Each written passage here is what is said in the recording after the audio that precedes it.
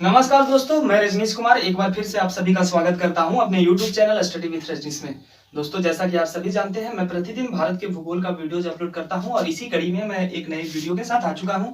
आज का टॉपिक है दक्षिण का पठारी प्रदेश। आज हम लोग दक्षिण भारत के पठारी प्रदेश के बारे में पढ़ेंगे। हम लोग ये जानेंगे कि दक्षिण के पठारी प्रदेश में कौन कौन सी संरचनाएं हैं, उनकी स्थिति क्या है, दक्षिण का पठारी प्रदेश किन किन पठारों से मिलकर बना है। तो चलिए आज का वीडियो शुरू करते हैं। आप हेडिंग दे देंगे दक्षिण का पठारी प्रदेश। सबसे पहले लिखें, दक्षिण का पठारी प्रदेश विश्व के प्राचीनतम भूखंड गोंडवाना लैंड का भाग है और यह भारत का सबसे प्राचीन भूखंड है दोस्तों, यहाँ पे प्रश्न उठता है कि गोंडवाना लैंड क्या है और गोंडवाना लैंड कैसे विश्व का प्राचीनतम भूखंड है और कैसे भारत का जो प्रायद्वीपीय भाग है वो सबसे प्राचीन है। तो देखिए हम लोग समझते हैं। मैं आपको बता दूं कि एक जर्मन के भूगोल वेता हुए, उनका नाम था अल्फ्रेड वेगनर। उन्होंने एक सिद्धांत प्रस्तुत किया। उनके सिद्धांत का नाम था महाद्वीपीय विस्थापन सिद्धांत। यह सिद्धांत को उन्होंने 1912 ईस्वी में पेश किया था और इस सिद्धांत को सबसे पहले जब 1912 ईस्वी में उन्होंने पेश किया तो उसकी भाषा थी जर्मन भाषा में सिद्धांत के होने के कारण बहुत से लोगों का ध्यान उस ओर नहीं गया। और दूसरा कारण जो उस ओर ध्यान नहीं जा पाया, इसका एक सबसे बड़ा कारण यह भी था कि उस समय समस्त विश्व में प्रथम विश्व युद्ध की स्थिति उत्पन्न हो रही थी। तो बाद में इन्होंने क्या किया कि अपने सिद्धांत को भाषा को बदलाव किया और 1920 ईस्वी में इस सिद्धांत को फिर से पेश किया।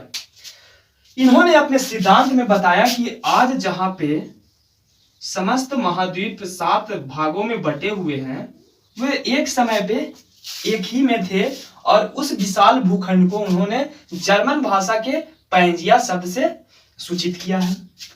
ये जो पैंजिया था ये एक भूखंड था और इसी में सारे भूखंड मिले हुए थे और पैंजिया के चारों ओर पैंथालासा का विस्तार था। पैंथालासा यानी कि विशाल महासागर, सारे महासागर एक ही में थे और सारे पैंजिया को घेरे हुए थे। ये किसने कहा?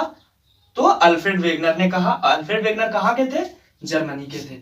आपने पढ़ते पढ़ते इतना तो जरूर अनुभव किया होगा कि आधुनिक भूगोल के विकास में जर्मनी के भूगोलवेताओं ने काफी बढ़ चढ़कर योगदान दिया है। जैसे Carl Ritter, Humboldt, Alfred Wegener, फिर कोबर, इन सभी ने काफी महत्वपूर्ण योगदान दिया है भूगोल के विकास में। यहाँ पे देखिए, इन्होंने कहा कि समस्त स्थलखंड जो थे वो पैंजिया कहलाए और समस्त जलखंड जो थे वो पैंथालासा कहलाए। बाद में क्या हुआ कि पैंजिया में विखंडन हुआ और पैंजिया 2 भागों में बट गया। देखिए यहाँ पे हम 2 भाग में इसको बांट दे रहे हैं और पैंजिया के जो ऊपरी भाग था वह कहलाया अंगारा लैंड और पैंजिया का दक्षिणी भाग कहलाया गोंडवाना लैंड। और ये जो बचा बीच का भाग जो विखंडित हुआ, इसमें भी जल की मात्रा प्रवेश कर गया। तो अंगारा लैंड और गोंडवाना लैंड के बीच में जो जल राशि था वह कहलाया टेथी सागर। यहां तक कोई दिक्कत नहीं है। ये जो गोंडवाना लैंड है ये प्राचीनतम भूखंड पैंजिया का भाग है, तो ये प्राचीनतम भूखंड है अपने आप में, है कि नहीं? और इसी गोंडवाना लैंड का भाग है हमारा प्रायद्वीपीय पठार। अब कैसे है, ध्यान से सुनेंगे। हमने हिमालय की उत्पत्ति वाले चैप्टर में बताया है कि जो भारत का प्रायद्वीपीय भाग है यानी कि ये पोर्शन ये अफ्रीकन प्लेट से टूटकर अलग हुआ है और अफ्रीकन प्लेट, दक्षिणी अमेरिकी प्लेट और ऑस्ट्रेलियन प्लेट, ये सब क्या है? विश्व के प्राचीनतम भूखंड गोंडवाना लैंड के भाग हैं। ठीक है, तो ये अफ्रीकन प्लेट से टूटकर अलग हुआ, तो ये किसका भाग हुआ? गोंडवाना लैंड का भाग हुआ और गोंडवाना लैंड प्राचीनतम भूखंड है। फिर क्या हुआ कि ये जो भाग है ये आगे की ओर बढ़ा और टेथी सागर में पड़े मलबे को इसने दबाव दिया और उसके कारण मलबे बलित पर्वत के रूप में अस्तित्व में आया है और उसी के कारण भारत के उत्तरी भाग में हिमालय जैसे बलित पर्वत का निर्माण हुआ। तो आपसे ये भी पूछा जा सकता है कि हिमालय और दक्षिण के पठारी भाग में कौन सबसे प्राचीन है? तो अब क्या होगा आपका आंसर? दक्षिण का पठारी भाग। समझ पा रहे हैं आप? चलिए अब हम लोग देखेंगे कि ये जो पठारी भाग है इनमें कौन कौन सी संरचनाएं हैं, ये संरचनाएं कहाँ पे हैं। तो आइए बात करते हैं।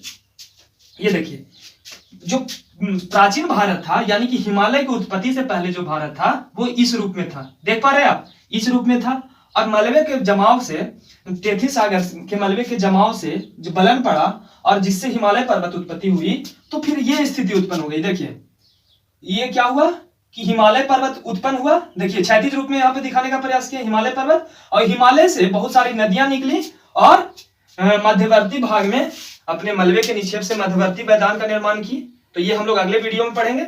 यहाँ पे क्या हो रहा है कि ये जो था वो मूल भारत था, प्राचीन भारत था और इसी से अन्य स्थल की रिक्तियों का निर्माण हुआ। देखिए ये जो भाग देख रहे हैं प्रायद्वीपीय पठार का जो उत्तर पश्चिमी भाग है, ये है अरावली पर्वत। तो आप लिखें प्रायद्वीपीय पठार के उत्तरी पश्चिमी भाग में अरावली पर्वत का विस्तार है। अगला पॉइंट में लिखें प्रायद्वीपीय पठार के उत्तरी पूर्वी भाग में राजमहल पहाड़ी का विस्तार है। दोस्तों यहां पे मैं आपको बता दूं कि राजमहल पहाड़ी छोटा नागपुर पठार के अंतर्गत है और छोटा नागपुर का ही विस्तार आगे जाके मेघालय में भी था। लेकिन बाद में क्या हुआ कि बीच का भाग धंस गया और धंसे हुए भाग को कहा गया राजमहल गैप। क्या कहा गया? राजमहल गैप, क्योंकि राजमहल की पहाड़ी में गैप आ गई और जो गैप बना इस गैप को किसने भर दिया? तो गंगा एवं ब्रह्मपुत्र के द्वारा लाए गए नदियों के कटाव ने इस गैप को भर दिया। इस गैप को राजमहल गैप या दौकी भ्रंश भी कहते हैं। इस गैप को मालदा गैप भी कहते हैं। ठीक है, तो हमने देखा कि उत्तर पश्चिम में अरावली है, उत्तर पूर्व में राजमहल है और इसी का विस्तार मेघालय में कौन सा है? तो शिलांग का पठार के रूप में है। अभी देखिए दक्षिण के पठारी प्रदेश के पूर्वी भाग में पूर्वी घाट पर्वत और पश्चिमी घाट में पश्चिमी घाट पर्वत है। पश्चिमी घाट और पूर्वी घाट पर्वत पर्वत न होकर प्रायद्वीपीय पठार के कगार हैं। अब समझने का प्रयास करेंगे। मान लें कि ये एक प्लेट है। क्या है? एक प्लेट है, अफ्रीकन प्लेट है। ठीक है, अफ्रीकन प्लेट में दरार पड़ा और ये दो भाग में बट गया। ठीक है, तो ये जो भाग है और ये भाग है कि इसमें महासागरों का अतिक्रमण हो रहा है, तो इसके जो तट है या इसके जो मोटाई है, प्लेट का मोटाई जो है ये पतला हो गया है और इसके पश्चिमी वाले भाग मोटे हो गए हैं।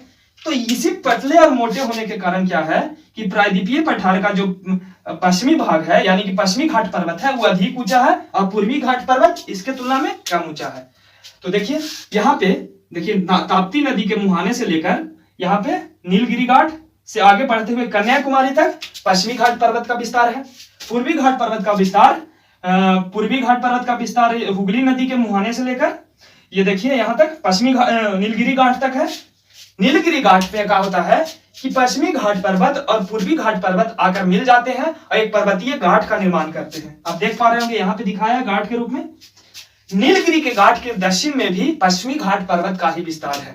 ठीक है, देखिए पश्चिम में पश्चिमी घाट पर्वत है और इसे कहते हैं हम लोग अन्नामलाई पर्वत। अन्नामलाई पर्वत की सर्वोच्च चोटी अनायमुडी है, जो कि देखिए अनायमुडी घाट के रूप में भी स्थित है। इस घाट के पास से तीन दिशाओं में तीन पर्वतें निकलती हैं। उत्तर में अन्नामलाई, दक्षिण में कार्डेमम और उत्तर पूर्व में पालनी पहाड़ी। ठीक है, अब इन सारे बात को नोट करेंगे और इसको याद करने का प्रयास करेंगे। देखिए आप देख पा रहे होंगे कि अरावली पर्वत के दक्षिण में मालवा का पठार है। मालवा के पठार के पूरब में ये देखिए ये है आपका बुंदेलखंड का पठार और मालवा और बुंदेलखंड पठार के दक्षिण में है विंध्याचल पर्वत। विंध्याचल पर्वत उत्तर भारत और दक्षिण भारत को जोड़ने का काम करता है। विंध्याचल पर्वत के दक्षिण में है सतपुड़ा पर्वत। विंध्याचल पर्वत देखिए यहाँ पे एक बात को ध्यान में रखेंगे कि विंध्याचल पर्वत की जो स्थिति है इसके उत्तर में जो ढाल है वो उत्तर दिशा में है। तो विंध्याचल पर्वत के आसपास से जो भी नदियां निकलती है वो उत्तर की ओर जाती है। जैसे देखिए यहाँ पे विंध्याचल पर्वत के आसपास से चंबल नदी निकली है और ये यहाँ पे जाके इटावा में यमुना नदी से मिल जाती है। यहाँ से बनास नदी निकली है और ये चंबल नदी से मिल जाती है। ठीक है, यहाँ पे देखेंगे आप विंध्याचल पर्वत के दक्षिण में और विंध्याचल पर्वत के दक्षिण में है ये देखिए यहाँ से इस स्थान का नाम है अमरकंटक। अमरकंटक एक ऐसा स्थान है जो सतपुड़ा पर्वत का एक चोटी भी है और यहाँ से चार दिशाओं में चार नदियां निकलती हैं। तो हमने बताया कि विंध्याचल पर्वत के उत्तर में जो ढाल है वो उत्तर दिशा की ओर है और विंध्याचल पर्वत और विंध्याचल पर्वत और सतपुड़ा पर्वत के बीच में एक ढाल निर्माण हुआ है भ्रंश के कारण और ये जो ढाल है पश्चिम दिशा की ओर है। इसी कारण यहाँ सतपुड़ा पर्वत की जो चोटी है अमरकंटक, यहाँ से निकलने वाली नर्मदा नदी पश्चिम दिशा की ओर बहते हुए खंभात की खाड़ी में गिरती है। ठीक है, अमरकंटक से चार नदियां निकलती है। उत्तर दिशा में सोन नदी, पश्चिम दिशा में नर्मदा नदी, पूर्व दिशा में महानदी और दक्षिण दिशा में ओहिला नदी। आप इसको ध्यान में रखेंगे। देखिए नर्मदा नदी के दक्षिण में है सतपुड़ा पर्वत। सतपुड़ा पर्वत ये एक्चुअल में निर्धारण करता है उत्तर भारत और दक्षिण भारत के सीमाओं को। तो आपसे अगर पूछा जाए कि दक्षिण भारत और उत्तर भारत को कौन अलग करता है, तो सतपुड़ा पर्वत। अभी मैंने विंध्याचल पर्वत बोल दिया, लेकिन नहीं, सतपुड़ा पर्वत दक्षिण भारत को उत्तर भारत से अलग करता है। देखिए सतपुड़ा पर्वत में यहाँ पे देखेंगे कि आप है महादेव श्रेणी। यहाँ महादेव श्रेणी में एक चोटी है, एक स्थान है बैतुल। बैतुल से एक नदी निकलती है, ताप्ती नदी, और ये ताप्ती नदी मुहाना बनाती है कहां, ये खंभात की खाड़ी में। तो ये हो गया आपका सतपुड़ा पर्वत। और इस तरह से हमने प्रायद्वीपीय भारत की संरचनाओं को देखा। हम लोग अगले वीडियो में विस्तार से हर श्रेणी के बारे में पढ़ेंगे। हम सबसे पहले अरावली पर्वत के बारे में पढ़ेंगे। आप अपने तरफ से प्रयास करेंगे कि आप कहीं से भी अरावली पर्वत को पढ़ लेंगे। मैं अब जब वीडियो में पढ़ाऊंगा तो आपको काफी आसानी से सारी चीजें समझ में आएंगी।